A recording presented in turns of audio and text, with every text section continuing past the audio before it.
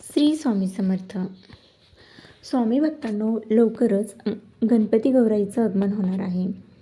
गौरी ती लक्ष्मी, ती महालक्ष्मी, ती वैभवलक्ष्मी, ती वरदलक्ष्मी, ती माहेरवाशीण, ती सासूरवाशीण, ती आई, ती बहीण, ती आत्या, ती लेक.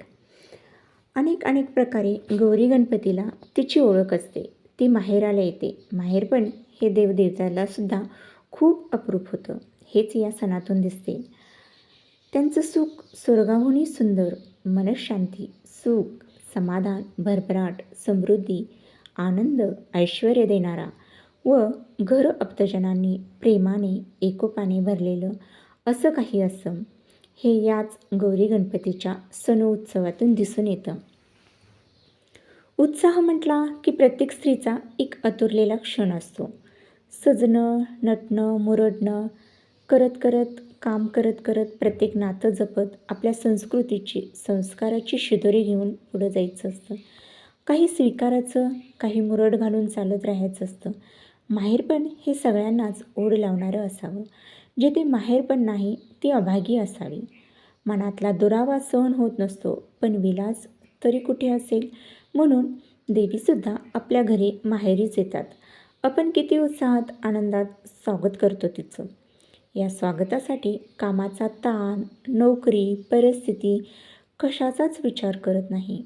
ती यावी, प्रसन्न होऊन आपल्या परिवारात शुभाशीर्वाद द्यावेत ही एक धडपड असते. काही चुकलं तर माफ कराई असं म्हणत 10 वेळा चरणी माथा टेकून आपण नमत असतो. कारण ती माता असते, जगतमाता असते. ती सर्वश्रेष्ठ आहे.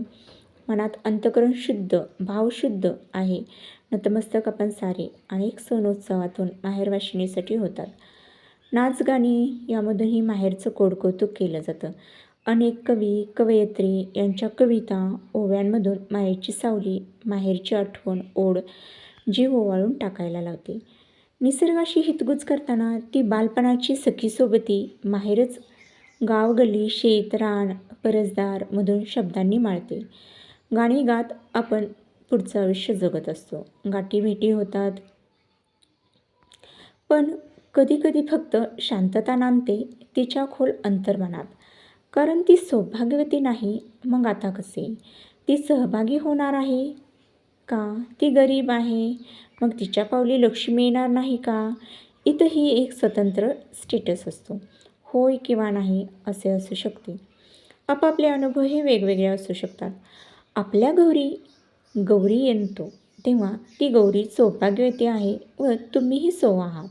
पण आपल्या आजूबाजूला घरात अशा ज्या काही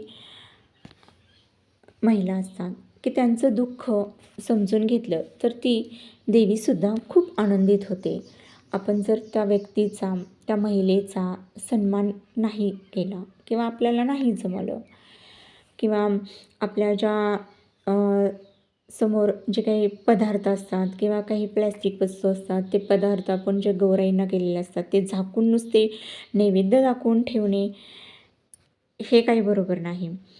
की ज्यांना मिळते त्याऐवजी त्यांना ते द्यावे. ज्यांना मिळत नाही, ज्यांना आपण मिळतं त्यांनाच आपण ते पदार्थ देतो गौराईच्या समोरचे. परंतु ज्यांना नाही मिळत त्यांना जर दिलं तर ते पोटभर खातील. त्यांना मिळत नाही म्हणून नजर लागल असं वाटतं, परंतु त्यांना ते खावला द्यावेत. मुलांना आवड असते, आरास सजावट पाहून द्यावं. जे काही मुलं असतात त्यांना आपण बाहेर लगेच हाकलून देतो, नाही इकडे धडपड करेल, तिकडे धडपड करेल. पण नाही, माहेरपणाला आलेल्या गौराईला माहेरपण तेव्हा वाटेल मानाने तिच्यासारखेच तिचा सन्मान होईल. प्रत्येक स्त्रीला काहीतरी खंत असते. दूर करण्यासाठी प्रयत्न करण्यापेक्षा तिला समजून घेतलं तर प्रत्येक घरी तीच माहेरपण जपलं जाईल. कारण सून, नणंद ही घरोघरी असते. प्रत्येक घरात म्हणून गौराई येते. झालेल्या चुकांची गोळाबेराज करून नका, त्यामुळे नकारात्मक वाढते, कटुता वाढते. यामुळे काही चुकले तर माफी मागून देवदेवतांच्या चरणी लीन होतो. तसेच आपल्यांना आपण माफ तरी करून खूप काही नाही, पण उणी थांबवून या, बसा, जेवा एवढं तरी करू शकतो. क्षमाशील झाले की आभाळ मोकळं होतं. मग माहेरपणाला दुधाची साय नसली तरी गोडवा वाटेल. समाधानाचा गोडवा मी तू पण गेले वाया सुख खरं जीवन मनतृप्त करते. धनधान्यांच्या राशी सोन्याच्या पाऊली, गाई म्हशी घेऊन दूध दुभत्या घागरी, सोबतीला क्षमायाचना नि उजळून दीप, ज्योती गौराई येती घरी बांधून रेशीम गाठी. आवाहन करूया सर्व गौराईंना नंदनम.